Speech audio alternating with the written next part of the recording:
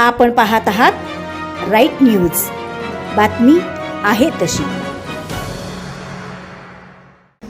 गेल्या 1.5 वर्षाच्या आंदोलनानंतर या अवैध कॅफे शॉप जे सुरू राहिले आणि त्याच्यामध्ये जी दुर्दैवी घटना घडली, 2 निष्पाप मुलींना त्याच्यामध्ये बलात्काराला सामोरं जावं लागलं, ही दुर्दैवाची घटना आपल्या सांगलीमध्ये घडली।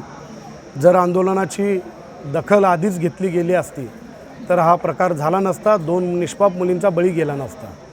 म्हणून आम्ही माननीय जिल्हा पोलीस प्रमुख, एक चांगले कर्तव्यदक्ष अधिकारी आहेत संदीपजी घुगे साहेब, आत्तापर्यंतच्या त्यांच्या सगळ्या कार्यकालामध्ये अतिशय चांगलं कार्य त्यांनी केलेलं आहे। त्यांच्याकडे आम्ही आज मागणी करतो आहे की 1.5 वर्ष या सांगलीमध्ये अशा अवैध कॅफे शॉपना पाठीशी घालणारे जे पोलीस निरीक्षक आहेत, सांगली शहर पोलीस निरीक्षक संजीव मोरे साहेब आणि विश्रामबाग पोलीस निरीक्षक ईश्वर ओमासे साहेब आणि API कुंभार साहेब यांच्यावरती सुद्धा त्यांनी यांची चौकशी करून ही कडक कारवाई करावी।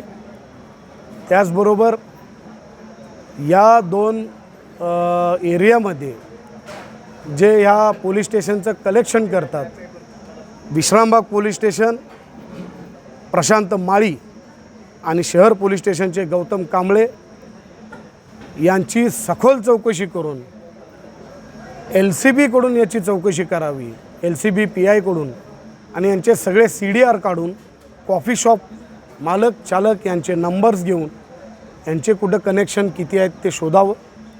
प्रत्येक कॉफी शॉपच्या बाहेर जे CCTV आहे, कॉफी शॉपचे नसतील तर आपले शासकीय CCTV आहेत, महापालिका पोलीस यंत्रणा ते तपासावेत, यांचं येणं जाणं तपासावं आणि त्यांच्यावरती सुद्धा कडक कारवाई करावी, म्हणजे हे कुठं पाणी मुरतं आहे हे लक्षात येईल। काल मला जिल्हा पोलीस प्रमुखांचं अभिनंदन करायचे आहे, त्यांना धन्यवाद द्यायचे आहेत की त्यांनी या ज्या ठिकाणी ही प्रकार हा घडला त्या कॅफे मालकावरती, कॅफे चालकावरती जो गुन्हा दाखल केला आणि त्याला सहआरोपी केलं, तो ज्या अर्थी या गुन्ह्यामध्ये आरोपी ठरतोय याचा अर्थ त्याला पाठीशी घालणारे सुद्धा हे तेवढेच जबाबदार आहेत। विश्रामबाग पोलीस स्टेशनपासून हाकेच्या अंतरावरती साधारण 25 ते 30 कॅफे शॉप त्यांच्या पोलीस स्टेशनच्या हाकेच्या अंतरावरती चालतात। एका कॅफे शॉपमध्ये मोडतोड मारामारी चालू असताना त्यांना फोन करून सुद्धा याच्या आधीचे विश्रामबागचे PI मोरे साहेब यांनी त्या ठिकाणी पोलीस पाठवायला अर्धा तास घेतला आणि त्याच्या आधी त्या कॅफेवाल्याला माहिती गेली आणि त्यांनी शटर बंद करून गेल्यानंतर यांची गाडी पोचली। याचा अर्थ कुठंतरी शंकास्पद या इन्चार्जकडून सगळ्या वागणं होतं। शिवराज ढाब्याच्या खाली असणारा जो क्राऊन ढाबा होता त्याचा मालकांनी सुद्धा त्या कॅफेविरोधात तक्रार केली होती की या ठिकाणी खूप सगळं अवैध हे चालू आहे, ह्याच्यावरती कारवाई करा, तरीसुद्धा त्यांची दखल घेतली नव्हती। मात्र आम्ही जिल्हा पोलीस प्रमुखांकडे तक्रार केल्यानंतर हे PI त्या ठिकाणी पोचले 2 तासानंतर आणि मग त्यांनी कारवाई केली।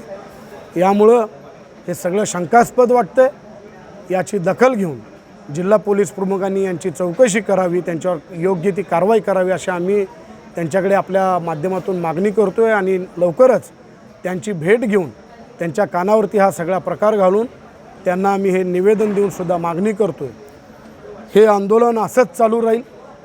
सांगली जिल्ह्यामध्ये, महाराष्ट्रामध्ये एकही अशा प्रकारचं कॅफे शॉप आम्ही चालू ठेवून देणार नाही। सांगलीमध्ये जर असे कॅफे शॉप सुरू राहिले तर सांगली जिल्ह्यातील, मगाशी मी या आंदोलनामध्ये पाठिंबा दिलेले, सहकार्य केलेले बरेच सांगलीतले राजकीय नेते मान्यवर यांची नावं घेतली, या सगळ्यांशी चर्चा करून श्रीमंत छत्रपती श्री उदयन महाराज यांना सांगलीमध्ये बोलवून त्यांच्या नेतृत्वाखाली आपल्या सांगली जिल्ह्यातील हजारो विद्यार्थी आहेत, विद्यार्थिनी आहेत, त्यांच्या पालकांना बोलून या सगळ्या कॉफी शॉप, अवैध कॉफी शॉप आणि हे 2 अधिकारी, 3 अधिकारी, 2 कर्मचारी यांच्या विरोधात आम्ही मोठा मोर्चा या ठिकाणी लवकरच काढू। आपण पाहत आहात राईट न्यूज, बातमी आहे तशी।